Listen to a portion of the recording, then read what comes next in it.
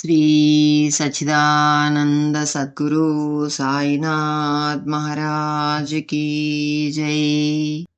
సద్గురు శ్రీ సాయినాథుని శరత్ బాబూజీ की జై.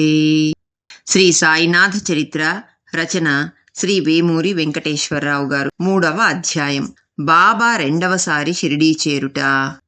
ఏ అవతారమందైనను భగవంతుడు భక్తి పెంపొందించుట, విశ్వాసము కుదరగలందులకు చమత్కారములు చేయుట మనమెరుగుదుము. 3 సంవత్సరములు షిరిడియందుండియు భగవత్ స్వరూపుడగు శ్రీ సాయి ఎవ్వరితోడనూ మాట్లాడి ఎరుగడు.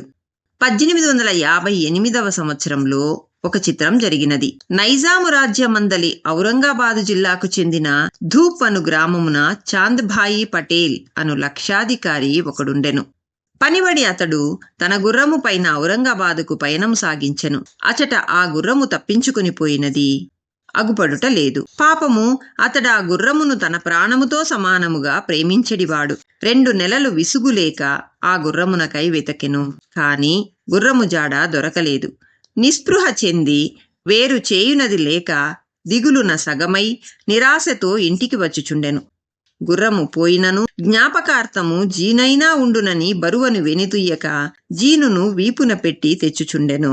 మార్గమధ్యమున దట్టముగా పెరిగిన అడవిలో ఒక గున్నమామిడి చెట్టు క్రింద ఒక వింత ఫకీరు అతనికి ఎదురుపడెను. ఆ ఫకీరునకు నెత్తిన టోపీ, ఒంటికి బారైన అంగరక, కఫినీ మాత్రం ఉండెను. చేతిలో దండమొకటున్నది. ఫకీరు ఈ చాంద్భాయి పటేలును చూసి ప్రేమపూర్వకంగా, సోదరా, ఈ నీడన సేద తీర్చుకొనుము, డస్సినట్లున్నావు అని పిలిచెను. ఫకీరు చేతినందు చిలుము ఉన్నది. చాంద్భాయి పటేల్ ఆగినంతలో, భాయి, ఆ జీనేమిటి ఇట్లు మోయిచుంటివేలా అని మందహాసముతో ప్రశ్నించెను. పటేల్ తన గుర్రము పోయిన విధము తెలిపెను. అందుకు ఫకీరు నవ్వుచూ, నీ గుర్రము పోయినదా? నీవు నిజంగా వెతికితివా? అగపడలేదా? అయినను ఆ ప్రక్కన చూడుమని పంపెను. ఆ ప్రదేశమంతయూ తానది వరకే వెదికినదే. అప్పుడు పటేలుకు గుర్రము జాడ దొరకలేదు. ఈ ఫకీరు మాటల వెంట ఆ వైపు పోగా ఆశ్చర్యం! ఒక చెట్టు నీడన గుర్రము సకిలించుచుండెను. ఆత్రముతో గుర్రమెక్కి వచ్చుసరికి ఫకీరు చిలుము గొట్టము సరిచేసి వెలిగింపు ప్రయత్నములో ఉన్నాడు. అంతయు సిద్ధమైనది. తడుపుటకు నీరును, వెలిగించుటకు నిప్పును మాత్రం లేవు. పటేలు చూచుచుండగానే ఫకీరు తన చేతిలోని దండముతో నేలపై కొట్టెను. నిప్పు కణములు వచ్చినవి. కాని తడుపుటకు నీరో, నిప్పు వచ్చిన చోటనే ఫకీరు తన దండముతో నేలపై తాకెను. నిప్పు పోయి బుడబడవని నీరు వచ్చినది. చిలుము వెలిగినది. ఫకీరు పొగ పీల్చెను. పటేలునకు అందించెను. పటేలు కూడా పొగ త్రాగినాడు. కాని అతనికి ఏమీయూ అర్థం కాలేదు. సంకల్ప మాత్రమున నిప్పు, తిరిగి అచ్చటనే నీరు వచ్చుట, మాట మాత్రముననే పోయిన గుర్రము దొరుకుట, అంతయు వింతగా తోచెను. ఈ ఫకీరు సామాన్యుడుగాడు. పంచభూతములను ఆజ్ఞాపింప సమర్థుడు. భూత భవిష్యత్ వర్తమానముల నెరిగిన మహనీయుడు.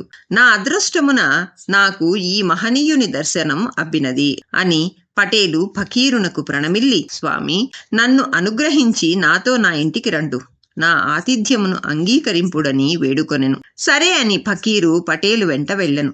అట కొన్నాళ్లుండెరి.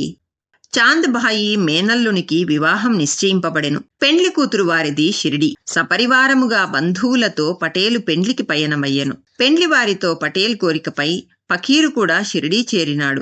పెండ్లివారి బండ్లు ఖండోబా దేవాలయమునకు ప్రక్కన చేలలో ఆగినవి. బండ్ల నుండి ఒక్కొక్కరే బయటకు దిగసాగిరి. ఫకీరు కూడా బండి నుండి దిగుచుండెను. ఫకీరును చూడగానే ఖండోబా దేవాలయమందరి పూజారి ఆయ్యే సాయి అని సాదరముగా ఫకీరును ఆహ్వానించెను. మిగిలిన వారును సాయి సాయి అని పిలిచిరి. నాటి నుండి మన ఫకీరు సాయి నామమునందెను. పెండ్లి సలక్షణముగా జరిగినది. పెండ్లివారు పయనమై ధూప్ గ్రామమునకు తరలిపోయిరి. శ్రీ సాయిబాబా మాత్రం తిరిగిపోక అందే ఉండెను. భక్తరక్షణ పరతంత్రుడగు శ్రీ సాయి నాటి నుండి షిరిడీ నిలయుడు. శ్రీ సాయి నామస్మరణ సర్వపాపహరము, సకలార్థ సాధకము. అట్టి శ్రీ సాయికి ప్రణమిల్లుదము. ఓం నమో శ్రీ సాయి. శ్రీ సచ్చిదానంద సద్గురు సాయినాథ్ మహారాజ్ की జై. సద్గురు శ్రీ సాయినాథుని శరత్ బాబూజీ की జై.